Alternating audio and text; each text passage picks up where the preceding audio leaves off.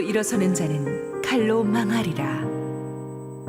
누가복음 22장 44절에서 53절 말씀입니다. 예수께서 힘쓰고 애써 더욱 간절히 기도하시니 땀이 땅에 떨어지는 핏방울같이 되더라. 기도 후에 일어나 제자들에게 가서 슬픔으로 인하여 잠든 것을 보시고 이르시되 어찌하여 자느냐, 시험에 들지 않게 일어나 기도하라 하시니라.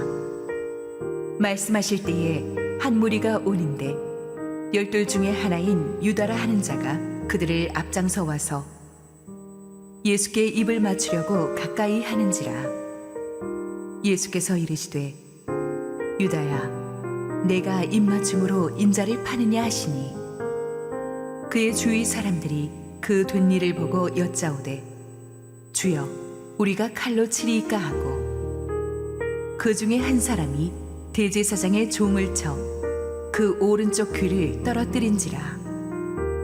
예수께서 일러 이르시되 이것까지 참으라 하시고 그 귀를 만져 낫게 하시더라.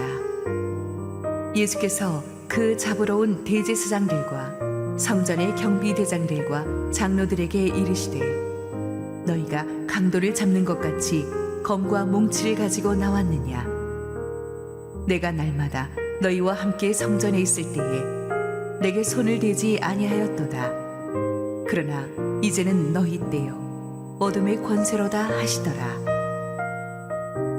네, 우리 하나님께 감사와 영광의 박수 올려드리겠습니다. 우리 함께 기도하시고 말씀 보겠습니다. 사랑의 아버지, 은혜를 감사합니다. 지치고 상한 마음들 속에 우리 주님의 말씀이 은혜롭게 임하게 하시고 부족한 종은 온전히 감춰 주시옵소서. 예수님 이름으로 기도했습니다. 아멘. 지난주에 우리는 예수께서 제자들을 데리고 겟세마네에서 기도하시는 장면을 함께 살펴보았습니다.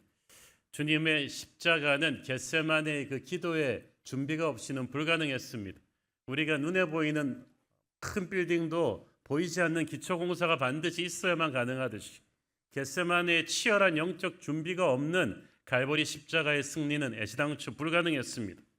예수님도 하나님의 아들도 십자가 전에는 그렇게 치열하게 기도하셔야 했는데 하물며 우리 약한 인간은 어떻겠습니까? 여러분은 인생의 큰 위기를 앞두고 어떻게 준비하십니까? 고민을 하십니까? 부정적인 말을 많이 하십니까? 잠 못 이루며 이 사람 저 사람에게 전화를 돌리십니까? 우리는 생각은 많이 하는데 기도가 너무 적습니다. 말은 많이 하는데 기도가 너무 얇습니다. 그러니까 근심 걱정 두려움이 많은 거예요. 생각을 줄이고 말을 줄이고 기도에 힘을 쏟아야 될 줄로 믿습니다. 그러면 이상하게 마음이 평안해지고 하나님이 내 대신에 움직이시는 것을 느끼게 될 것입니다. 기도하면 사람과 그렇지 않은 사람은 처음에는 비슷하게 나가는데 나중에는 반드시 기도하는 사람이 승리하게 되죠. 예수님의 겟세마네 기도는 보통 기도가 아닙니다. 여러분, 인생 기도라는 거 들어보셨습니까? 자기의 모든 것을 걸고 쏟아내는 그런 처절한 기도가 겟세마네 기도였어요. 어느 정도로 인텐스했느냐? 44절 예수께서 힘쓰고 애써 더욱 간절히 기도하시니 땀이 땅에 떨어지는 핏방울같이 되더라. 이 의사들 분들 말을 들어보면은 이 심적 고통이 극에 달하면 모세혈관이 터지고 피와 땀이 섞인 채로 늘어난 모공으로 쏟아져 나온다고 합니다. 예수님의 이 겟세마네 기도가 그토록 인텐스했던 거죠. 땀이 땅에 떨어지는 핏방울 같았다는 이 표현은 헬라어에서 전쟁터나 올림픽 경기에서 피땀을 쏟아내는 선수들의 모습을 그린 것입니다. 평소에 주님의 기도는 그렇지 않았어요. 항상 새벽 미명에 드리는 기도는 그의 영혼의 안식이었고 축제였고 은혜의 공급처였습니다. 그러나 겟세마네는 달랐어요. 겟세마네는 인류의 운명을 걸고 온몸에 땀과 피를 쏟아내는 영적 전쟁과도 같은 기도였습니다. 주님께서 이렇게 힘든 기도의 싸움을 하시는데 백지장도 맞들면 낫다고 예수님께서 기도의 동역자들로 데리고 가신 제자들이 한심한 모습을 보였죠. 45절을 보니까 제자들이 슬픔으로 인하여 잠들었다고 했어요. 사실 이제 제자들도 최근에 조금 스트레스가 심하긴 심했어요. 왜냐하면 예수님께서 자꾸 심상치 않은 말씀을 하셨거든요. 이제 더 이상 나는 너희와 함께 있지 않을 것이다. 나는 너희를 위해서 아버지의 집에 있을 곳을 예비하러 간다. 오늘 밤에 너희가 다 나를 버릴 것이다. 너희 중에 하나가 나를 팔 것이다. 이런 불길한 말씀을 계속 하시는 것을 들었단 말이에요. 그러니까 제자들은 예수님이 어떻게 되시면 우리는 어떡하지? 뭐 이런 인간적인 근심이 많았어요. 그래서 나름 막 신경을 쓰다가 몸도 피곤하니까 지쳐 쓰러져 잠이 든 거예요. 여러분, 인간적인 금식은 우리를 잠들게 합니다. 우리에게는 믿음의 근심이 필요해요. 우리를 위해 생명을 버리신 예수님의 사랑을 아는 이 믿음의 근심, 그 믿음의 근심은 우리를 기도하게 만들 것입니다. 47절을 보니까 예수님의 기도가 끝나시고 제자들을 깨우실 때 군병들이 들이닥쳤다고 했어요. 여러분, 기도했는데 군병들이 물러가지 않고 더 빨리 들이닥쳤어요. 십자가를 치워주신 게 아니라 십자가가 더 성큼 다가온 거, 이거 그럼 기도 응답 안 된 겁니까? 예수님은 처음부터 십자가를 치워달라고 기도하신 게 아니기 때문이죠. 오히려 십자가를 감당할 수 있는 능력을 주님께서 기도하셨고 그것을 하나님이 주신 거예요. 여러분, 여러분의 앞에 놓여진 십자가라면 피하게 해달라고 기도하지 마십시오. 오히려 그 십자가를 감당할 수 있는 능력을 달라고 기도하십시오. 하늘 아버지의 응답이 여러분과 함께 있을 것입니다. 자, 오늘의 본문에 등장하는 중요한 인물이 또 가룟 유다예요. 47절 읽습니다. 말씀하실 때 한 무리가 오는데 12 중에 하나인 유다라 하는 자가 그들을 앞장서서 와서. 많은 학자들이 그 12제자 중에서 왜 유다가 예수님을 배신했을까를 놓고 갑론을박이 많습니다. 아니, 다 같이 예수님의 설교 듣고 다 예수님이 잘해주셨는데 다 같이 따라다니며 기적을 체험했는데 왜 하필 유다가, 가장 많이 배웠다는 유다가 배신하게 되었을까? 성경은 가룟 유다에 대해서 자세한 신상 프로필을 밝히고 있지는 않지만 몇 가지 정보를 가지고 우리가 추측해 볼 수 있는 것은, 일단 그가 예수님의 제자들의 재정을 관리했잖아요. 돈으로 치면은 세리마태도 있고 인간 전자계산기 그 누구냐 빌립도 있는데 왜 가룟 유다를 시켰을까? 그것은 그 셋 중에서도 유다가 가장 일처리가 꼼꼼했기 때문이고 돈계산이 빠르고 현실적으로 유능했기 때문일 것입니다. 그래서 어떤 분들은 그런 얘기합니다. 요즘 대기업 입사를 치면 구글, 아마존, 삼성 이런 데 입사 원서 넣었을 때 2차 면접까지 갈 사람은 가룟 유다뿐이다. 그 정도로 현실적으로 유능한 인물이었다는 거죠. 그러다 보니까 유다는 예수님을 따를 때도 극히 현실적인 야심이 그 누구보다도 강했던 것 같습니다. 그 당시 유대인들은 메시아를, 어떤 메시아를 원했습니까? 로마 정부를 축출하고 그 옛날 다윗의 왕국의 영광을 다시 재현할 나폴레옹 같은 그런 카리스마적인 영웅을 원했던 거예요. 유다도 좀 예수님이 그래 주길 바랬어요. 예수님의 능력이면 충분하다고 생각했어요. 예수님이 그러시기만 한다면 지금같이 예수님을 따라다니면서 고생한 자기도 고생 끝에 낙이 올 거라고 생각을 했습니다. 그런데 점점 시간이 지나면서 예수님은 유다의 현실적인 야심과는 다른 분임을 알았거든요. 나의 나라는 이 세상의 것이 아니다. 이 말씀이 충격이었어요. 십자가에서 죽으러 간다는 말씀을 자주 하셨어요. 유다는 뭔가 잘못되어감을 느꼈어요. 예수님에게 실망하기 시작했습니다. 그리고 그 실망은 곧 분노로 변했어요. 여러분, 우리 안에도 가룟 유다 있어요. 우리가 예수님을 세상에서 성공하기 위한 도깨비 방망이로 이용하려 한다면, 예수 믿어서 빨리 사업이 풀리고 빨리 병이 낫고 빨리 우리 자식이 좋은 대학 가기를 원한다면 기도는 마법이 될 것입니다. 그리고 그렇게 되지 않으면 예수님에게 화가 날 거예요. 화가 나면 어떻게 됩니까? 하나님께 실망하고 분노하고, 그리고 하나님과의 관계가 그렇게 허물어지고 나면 형제들과의 관계도 좋지 않아요. 서로 싸우게 돼 있어요. 그 가룟 유다의 모습이 폭발한 것이 복음서에 나오는 유명한 사건, 6월절 예수님 십자가에서 돌아가시기 6일 전에 베다니에서 있었던 옥합을 깨는 사건입니다. 거기서 우리가 알다시피 베다니의 마리아가 옥합을 깨고 한 근이나 되는 나드 향유를 예수님 발에 붓고 자기의 머리털로 그걸 다 예수님 발을 닦아드리잖아요. 그 향유함 쪽에 옥합에 들어가는 나드 한 근을 깼다는 거는 요즘 돈으로 노동자의 1년치 연봉입니다. 수천만 원에 달하는 향유가 순식간에 그 자리에서 깨져서 예배란 거룩한 낭비예요. 머리털은 여인의 프라이드인데 이걸 가지고 마리아가 주님의 발을 닦았어요. 왜 그랬겠어요? 마리아는 가난한 사람인데 아마 전 재산 털었을 거예요. 그것은 마리아가 이제 일주일 후에 돌아가실 예수님의 십자가 사랑의 의미를 알았기 때문이에요. 예수님은 자기 죄로 죽는 게 아니라 우리의 죄를 위해서 십자가에서 돌아가실 것입니다. 은혜란 하나님이 우리를 위해서 자신의 베스트인 하나님의 아들의 생명을 주면서 내가 너를 이만큼 사랑한다고 하는 게 은혜예요. 그 은혜를 제대로 깨달은 사람은 나 같은 죄인에게 그런 큰 은혜를 주시니 나도 보잘것없지만 내가 가진 베스트를 깨서 주님을 사랑합니다 라고 화답하는 것, 이게 예배인 거예요. 은혜의 크기를 아는 사람은 예배 때 모든 걸 드립니다. 자기가 가진 모든 재물, 모든 재능, 모든 시간을 아낌없이 드리면서도 부족함을 느끼고 우는 거예요. 이것은 예배의 극치죠. 예수님은 바로 이 예배에 감동받으셨어요. 그런데 이토록 귀하고 아름다운 예배의 순간에 가룟 유다가 일어나서 뭐라고 말합니까? 요한복음 12장 4절 5절 제자 중 하나로서 예수를 잡아줄 가룟 유다가 말하되 이 향유를 어찌하며 300데나리온에 팔아 가난한 자들에게 주지 아니하였느냐 하니, 참 얼핏 들으면 아주 의롭고 멋있게 들립니다. 남 도와야 된다는 거예요. 항상 이런 사람은 자기 돈 안 내고 남의 돈으로 자꾸 남 돕지. 유다의 속내가 따로 있었다 그랬죠.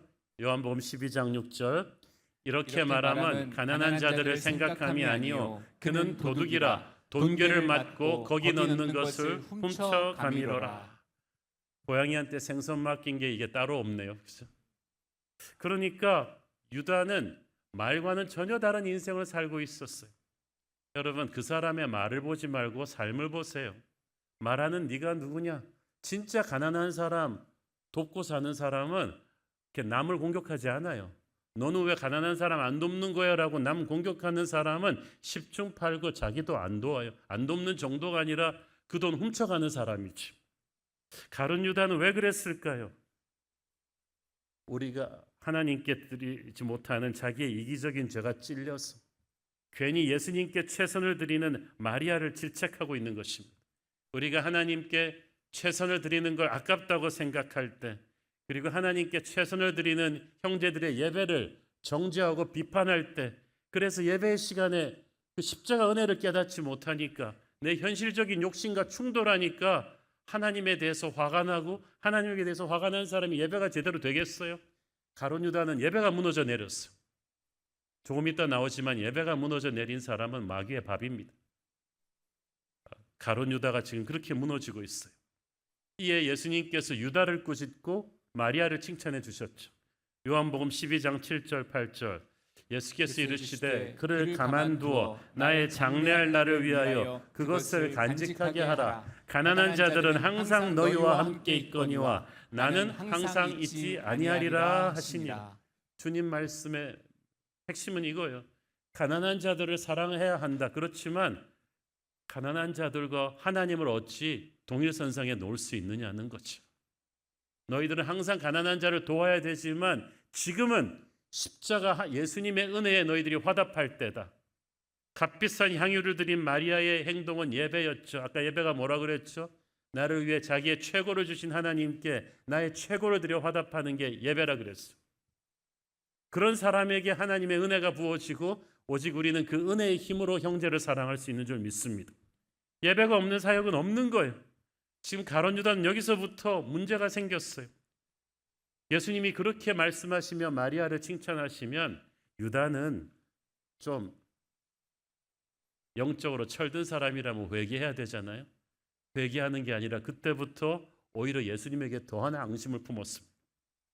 누가복음 22장 3절 6절 열둘 중에 하나인 가룟이라 부르는 유다에게 사탄이 들어가니 이에 유다가 대제사장들과 성전 경비대장들에게 가서 예수를 넘겨줄 방도를 의논하며 그들이 기뻐하여 돈을 주기로 언약하는지라. 유다가 허락하고 예수를 무리가 없을 때에 넘겨줄 기회를 찾더라. 자, 보세요. 3절에 보니까 유다에게 이때 사탄이 들어갔다고 했죠. 그러니까 여러분, 예수님의 십자가 죽음이 겉에 보기에는 제사장과 종교 지도자들과 로마 지도자들이 하는 짓이었지만 그 뒤에 영의 세계에서 마귀의 조종이 있었다는 것을 알 수 있죠. 그 마귀가 유다에게 들어갔다. 그러면 어떤 사람이 이렇게 말합니다. 유다가 그럼 죄가 있냐? 그냥 귀신 들려서 그런 건데 마귀의 조종을 받은 하수인에 불과하지 않느냐? 그런데 죄가 있죠. 왜냐하면 마귀는 깨끗한 곳에 기생할 수 없어요. 바퀴벌레는 더러운 곳에 기생할 수 있는 음식 쓰레기가 있으니까 바퀴벌레가 붙는 거예요. 마귀는 예수의 보혈로 깨끗하게 무장한 은혜가 충만한 심령에는 절대 역사하지 못합니다. 그런데 유다한테는 들어오기가 쉬웠어요. 왜? 세상적인 욕망이 가득하니까. 예수님을 이용해서 현실에서 출세하겠다는 야심이 펄펄 살아뛰는 심령 속에 얼마나 들어와 기생하기가 좋겠어요. 그래서 예배가 무너진 사람, 십자가의 의미를 모르는 사람, 그리고 형제를, 예배자를 공격하는 분노의 사람에게 마귀는 완벽하게 들어올 수 있다는 거예요. 여러분의 마음속에도 그런 가룟 유다적인 요소들이 있다면 조심하십시오. 이미 마귀가 붙었을 거예요. 예수의 이름으로 그런 죄들을 다 끊어내고 회개하기를 바랍니다. 유다는 교육을 제일 많이 받은 사람인데 성공하겠다는 현실적인 야심이 너무 강해요. 그러니까 예수님한테 인생을 베팅했는데 예수님의 나라가 이 땅의 것이 아님을 확인하면서 예수님과 거리를 두기 시작한 거예요.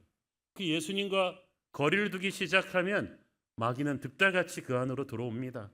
가만두지 않습니다. 마귀는 예수님과 소원해진 사람을 가만두지 않아요. 예배의 열기가 식어버렸다? 여러분은 그 다음부터 마귀의 밥입니다. 그는 사탄이 쓰기에 편한 사람이었어요.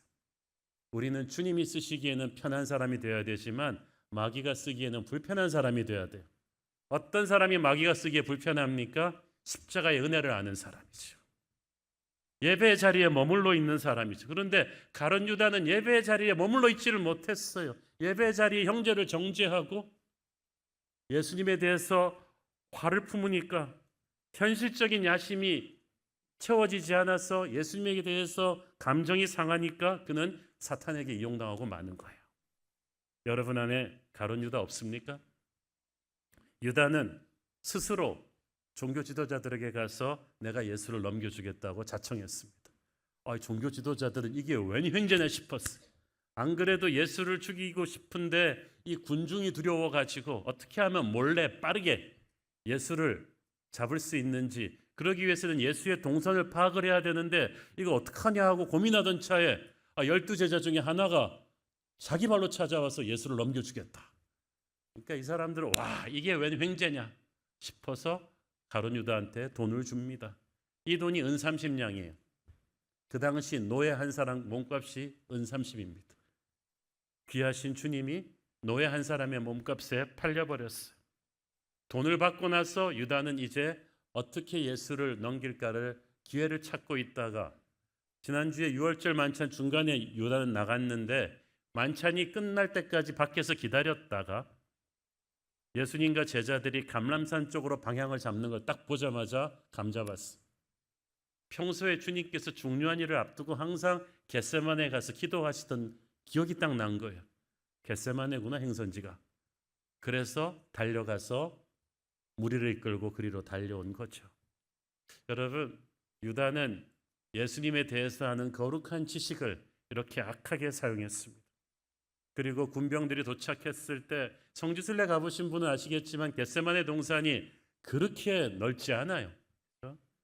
이 본당 전체 정도 되겠습니까? 그러니까 캄캄하면요, 또 유대인 남자들은 다 수염이 이렇게 나서 비슷하게 생겨가지고 패션도 다 비슷해요. 그래가지고 누가 누군지 알아보기가 힘들어요. 그래서 유다가 이렇게 합시다.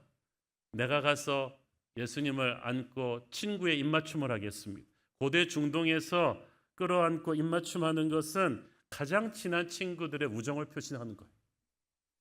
유다는 예수님과 그렇게 할 수 있는 사이였는데 그 우정을 배신의 칼로 사용한 거죠. 여러분, 우리도 믿었던 사람에게서 이런 배신의 키스를 받을 때가 있습니다. 그때 상처는 너무나 아프고 쓰라리죠. 네가 어떻게 나한테 이럴 수 있는가? 그러나 예수님은 유다 같은 배신자가 흐트러뜨리기에는 태산같이 큰 분이셨습니다. 예수님은 이미 겟세마네 기도를 마치시고 영적으로 무장하고 계셨어요.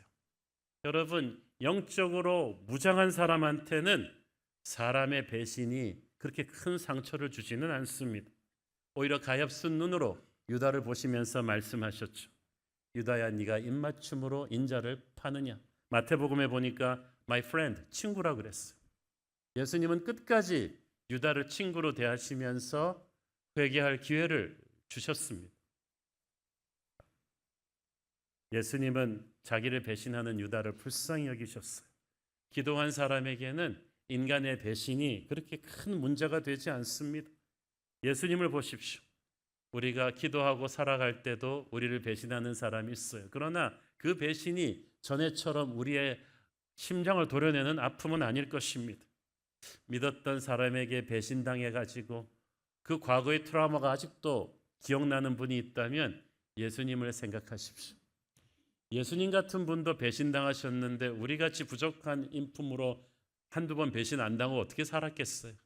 그러나 예수님을 바라보면서 그 모든 배신의 트라우마로부터 자유하기를 축원합니다. 그리고 이제 베드로가 나옵니다. 49절 50절 읽습니다. 그의 주위 사람들이 그 된 일을 보고 여짜오되 주여 우리가 칼로 치리이까 하고 그 중에 한 사람이 대제사장의 종을 쳐 그 오른쪽 귀를 떨어뜨린지라. 여러분, 이렇게 사람이 물어봤으면 대답을 듣고 뭘 해야 되잖아요. 집에서 여러분 부인들이 그 소금 쳐 드실래요? 그리고 물어보고 바로 소금을 넣어버리. 나는 의견을 말하고 싶은데 그렇죠? 그래 여러분도 짜장면 시킬래? 짬뽕 시킬래? 그래 놓고 짜장면 둘 이렇게 하면은 화가 나잖아요. 이 베드로가 그런 사람이었다는 거죠. 예수님한테 처음부터 물어보지를 말든지 물어보고 칼을 휘둘렀어요. 요한복음은 이 사람이 바로 베드로였다고 기록하고 있습니다. 요한복음 18장 10절 이에 시몬 베드로가 칼을 가졌는데 그것을 빼어 대제사장의 종을 쳐서 오른편 귀를 베어버리니 그 종의 이름은 말고라. 베드로가 왜 이랬을까요? 어떤 학자는 그가 유다의 배신에 분노해가지고 실은 유다를 향해 칼을 휘둘렀는데 칼질이 서툴러가지고 옆에 섰던 종에게 맞았다고 추측하는 사람도 있는데 뭐 성경이 자세히 말하지 않으니 확신은 못하겠습니다. 어쨌든 분명한 건 베드로가 어떤 의도를 가지고 아주 현란한 기술로 칼을 휘두른 게 아니라 엉겁결에 그냥 저질러 버린 일이다라는 걸 알 수가 있죠. 또 무예가 뛰어나갔고 뭐 중국 그 무협지처럼 막 3-4명을 동시에 해치울 수 있는 실력도 아닙니다.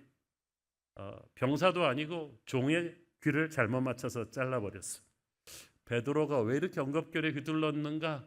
기도해야 될 때 잤기 때문이죠. 여러분, 기도해야 될 때 기도하지 않은 사람은 티가 안 납니다. 처음에는.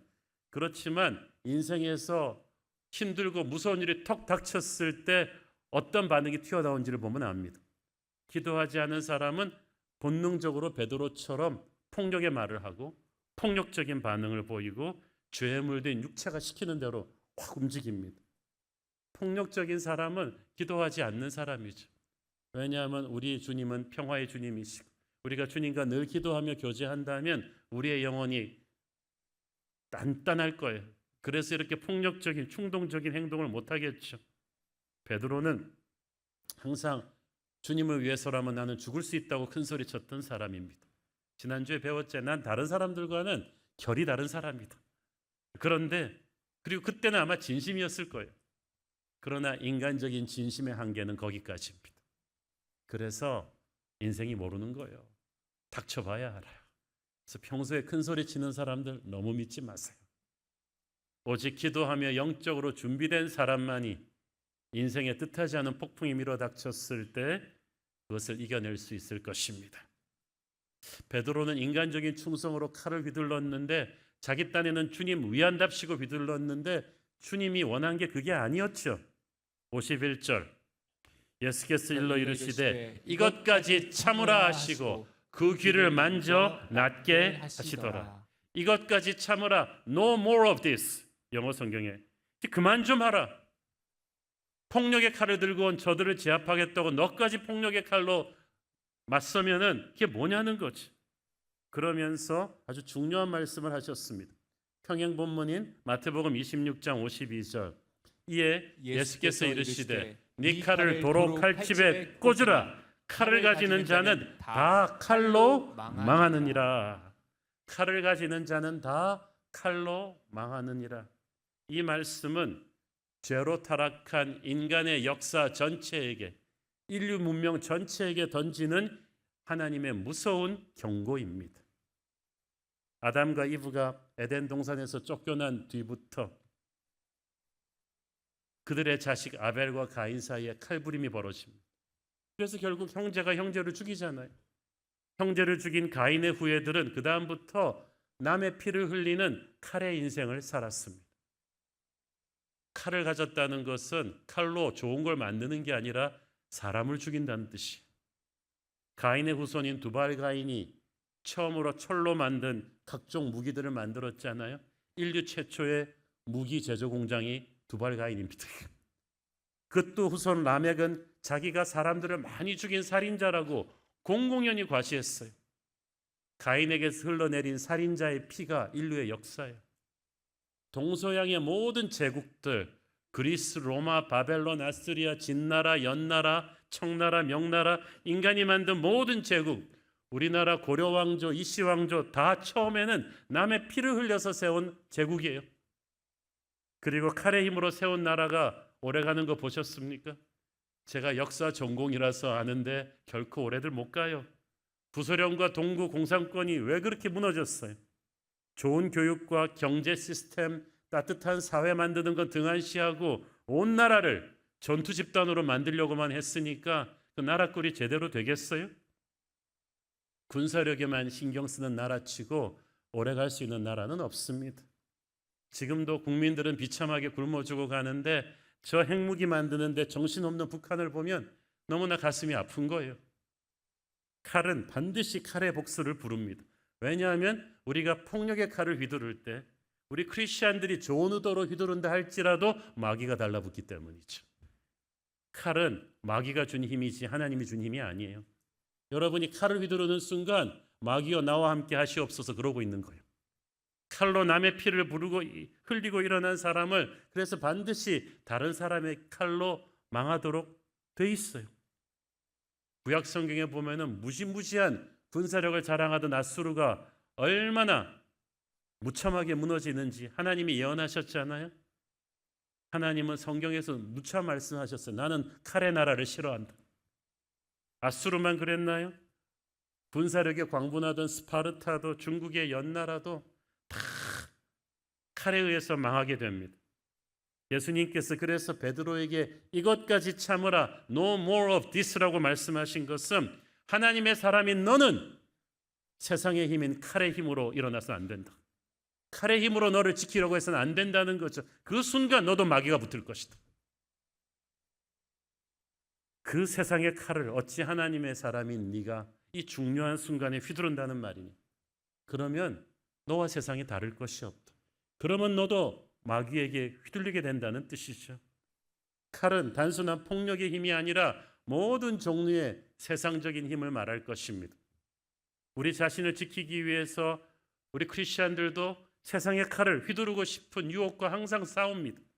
칼은 돈일 수도 있겠습니다.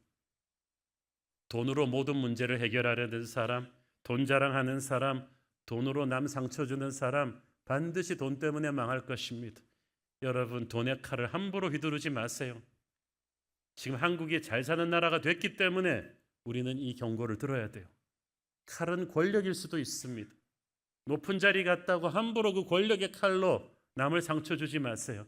반드시 그 칼은 부메랑처럼 돌아올 것입니다. 칼은 지식일 수도 있습니다. 똑똑한 머리로 유다처럼 남 속이고 배신하고 사기치는 데 쓸 수 있어요. 그러면 안 배우니 못하죠. 칼은 세상적인 인맥입니다. 돈 많고 힘 있는 사람들을 동원해서 자기 욕심을 관철시키려 하는 일 그만두십시오. 그 인맥이 또 양날의 검이 되어 여러분을 죽일 것입니다. 예수님께서 베드로에게 칼을 칼집에 다시 꽂아 넣어라. 그 말은 무슨 말이에요? 하나님의 사람이여 세상의 칼을 휘둘러서 문제를 해결하지 말라는 거예요. 네가 기도하지 않고 휘두른 세상의 힘의 칼을 지금 칼집에 꽂아 넣으라는 거예요. 이미 뒷수습이 안 될 정도로 일이 어지러워졌다고 해도 주님께 그 수습을 맡기면 주님께서 다시 떨어진 귀를 붙이듯이 해결해 주실 거예요. 어떤 분은 말합니다. 아니 베드로가 먼저 공격한 것도 아니고 저쪽에서 칼과 몽치를 들고 몰려왔는데 사랑하는 주님을 지키겠다는 선한 의도 아닙니까? 이거 정당방위 아닙니까? 그럴 수도 있어. 옛날에 크리스천이 된 8세기 유명한 그 황제 샬라메인이 그랬어요. 이 성경 말씀 이 부분을 이렇게 사제가 읽어주니까 부르르 떨면서 내가 그때 주님 곁에 있었더라면 이 큰 보도를 꺼내들고 그 무리들을 다 죽여서 주님을 지켰을 텐데. 그런데 그런 게 아니에요. 성경은 정당방위라고 해서 된다고 그러지 않았어요. 아무리 저쪽에서 칼을 휘둘렀다고 해도 저쪽에서 악성 루머를 퍼뜨리면 나도 악성 루머를 퍼뜨려 반격하라 이런 말하지 않았어요. 로마서 12장 19절을 보세요. 내 사랑하는 자들아 너희가 친히 원수를 갚지 말고 하나님의 진노하심에 맡기라. 기록되었으되 원수 갚는 것이 내게 있으니 내가 갚으리라고 주께서 말씀하시니라. 아멘. 여러분 칼로 복수하지 마세요. 우리는 악으로 악을 이기는 게 아니라 선으로 악을 이기는 사람들인 줄 믿습니다. 그래서 다윗이 위대했던 거예요. 다윗이 사울과 똑같은 방법으로 보복했으면 다윗은 제2의 사울이 됩니다. 그러나 다윗은 제2의 사울이 되질 않았어요. 사울은 다윗을 배신했지만 다윗은 사울을 신이로 대했고 사울은 다윗을 끊임없이 죽이려 했으나 다윗은 2번이나 죽일 수 있었는데 살려줍니다. 여러분 어떤 분들은 말할 거예요. 아니 그렇게 보복하지 않으면 저쪽에서 나를 호구로 보면 어떡합니까? 어떤 청년이 그러더라고요. 여러분 지금 다윗이 호구라고 생각하는 사람 아무도 없어요. 어떻게 보면은 잠시는 거룩한 호구가 될 수도 있겠지만 하나님께서 여러분을 진정한 챔피언으로 세워주실 줄 믿습니다. 저쪽에서 먼저 시작했다고 칼을 휘두르지 마세요. 그 칼은 반드시 내게 돌아옵니다. 주님께서는 하나님을 믿으라고 하셨어요. 예수님께서는 베드로가 모르고 있는 중요한 사실 하나를 알려주셨습니다. 평행 본문 마태복음 26장 53절 54절 봅니다. 너는 내가 내 아버지께 구하여 지금 12군단 더 되는 천사를 보내시게 할 수 없는 줄로 아느냐. 내가 만약 그렇게 하면 이런 일이 있으리라 한 성경이 어떻게 이루어지겠느냐 하시더라. 자 보세요. 한 군단이 몇만 명 됩니다. 12군단은 당시 로마가 가지고 있는 거의 전 병력이었어. 그거를 내가 한순간에 하늘로부터 내려오게 할 수 있다. 그것도 천사 한 명은 하룻밤에 20만 대군을 전멸시킬 수 있는 무시무시한 하늘의 군대가 내려올 것이다. 그러므로 내가 마음만 먹으면 이 로마 제군 하루아침에 부서질 것이다. 그런데 내가 일부러 그렇게 하지 않는다. 왜냐하면 그렇게 하면 나는 살겠지만 너희들은 구원받을 수 없다. 내가 죽어야 나의 생명으로 너희들의 죄값을 치르고 너희들이 영원한 생명을 얻는 것이다. 그래서 나는 스스로 지금 무기력한 죄수로 죽는 게 아니라 무한한 하늘의 군대를 지휘할 수 있는 힘이 있지만 내가 그 힘을 포기하는 것이다. 요한복음 10장 18절 이를 내게서 빼앗는 자가 있는 것이 아니라 내가 스스로 버리노라. 나는 버릴 권세도 있고 다시 얻을 권세도 있으니 이 계명은 내 아버지에게서 받았노라 하시니라. 지금 나는 끌려가는 게 아니다. 마귀도 하나님의 허락 안에서만 움직이는 것이다. 나는 지금 상황의 피해자가 아니다. 이 상황을 주관하는 하나님이다. 나는 힘이 없어 죽는 게 아니라 너희를 사랑하기 때문에 죽는 것이다. 그것을 이해하지 못하느냐? 요한복음 18장 11절 예수께서 베드로에게 이르시되 칼을 칼집에 꽂으라. 아버지께서 주신 잔을 내가 마시지 아니하겠느냐 하시니라. 왜냐하면 이건 지금 마귀에게 나는 당하는 게 아니라 아버지께서 주신 잔이다. 하나님 아버지의 뜻을 순종하는 것이다. 순종은 복수보다 더 중요합니다. 하나님의 사람은 하나님 아버지가 주는 잔을 순종하는 게 정말 중요해요. 복수보다 더 큰 하나님의 역사가 이루어지기 때문이죠. 우리가 이 본문에서 잘 주목해야 될 사실 하나는 예수님은 치유하시는 분이시오 평화의 왕이시라는 사실입니다. 우리가 좀 간과하고 넘어가는 기적이 이렇게 귀가 떨어진 말고의 귀를 예수님이 그 급박한 상황에서 다시 붙여주셨다는 거예요. 지금 자기가 죽게 생겼는데 남의 귀를 고쳐주셨어요. 왜냐하면 주님은 칼의 제왕이 아니라 평화의 왕이시거든요. 죽이고 부수는 건 누구나 할 수 있어요. 그러나 살리고 치유하는 건 오직 사랑의 하나님만이 하실 수 있는 거예요. 저는 이 기적이 너무나 아름다운 기적이라고 생각합니다. 이날 치유받은 말고는 저는 100% 크리스천이 되었을 거라고 믿습니다. 세상의 왕국은 남의 피를 흘려 세우지만 주님의 나라는 주님의 피로 세워집니다. 그래서 세상 백성들은 칼의 공포로 살아갑니다. 자기보다 더 센 사람이 휘두르는 칼이 무서워서. 그러나 주님의 백성이 되면 약한 자도 치유받고 회복될 것입니다. 오늘 본문에서 아이러니컬하게도 우리는 가룟 유다와 베드로 두 사람을 비교해 볼 수밖에 없어요. 사실 학자들은 말합니다. 굳이 십자가 앞에서 누구의 죄가 더 크냐를 따져본다면 예수님을 팔아넘긴 가룟 유다의 죄가 크냐 아니면 예수님을 공식적으로 3번 부인하게 되는 베드로의 죄가 더 크냐고 할 때 사실은 죄의 경중을 따질 수가 없을 정도로 둘은 부끄러운 죄를 지었다. 그런데 유다는 자살했는데 어떻게 베드로는 두 번째 기회를 얻고 회복되었을까? 이는 베드로는 무너진 뒤에 다음 주에 나오지만 회개했기 때문이고 유다는 회개가 없었죠. 근데 왜 베드로가 회개할 수 있었을까요? 둘 다 사탄의 무서운 공격을 받았는데 지난주 본문에 답이 있었어요. 예수께서 말씀하시기를 베드로야 사탄이 너를 밀가부수듯 하려고 요구하였지만 I prayed for you. 내가 너를 위해 기도했다. 내가 너를 위해 앞으로도 기도할 것이다. 겟세마네의 그 예수님의 피나는 기도의 많은 부분은 저는 베드로와 제자들을 위한 기도였다고 믿습니다. 우리는 기도의 잠을 자도 주님의 기도는 끊임없이 우리를 위해 드려지고 있고 그 기도는 우리 위에 보이지 않는 거룩한 보호막을 칩니다. 이게 영적인 방탄조끼예요.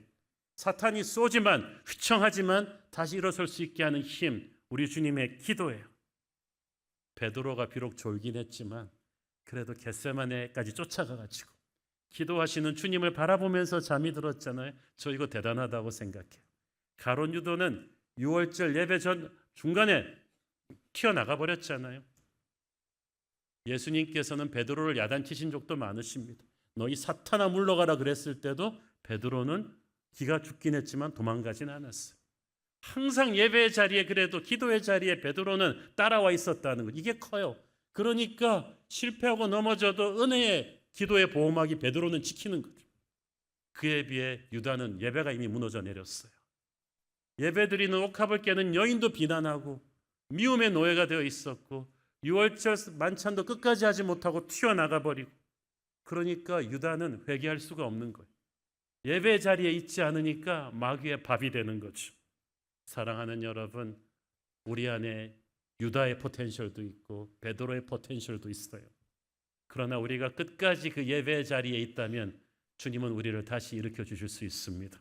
예배의 자리를 떠나지 않는다면, 그 기도의 자리를 떠나지 않는다면 주님은 약한 우리를 강하게 지켜주실 수 있는 줄 믿습니다. 기도하겠습니다. 주님 은혜를 감사합니다. 하나님께서 늘 우리 안에 있는 가룟 유다와 베드로를 보시면서 인내하시고 참으십니다. 우리가 기도함으로 예배함으로 다시 살게 하옵소서. 예수님 이름으로 기도했습니다. 아멘.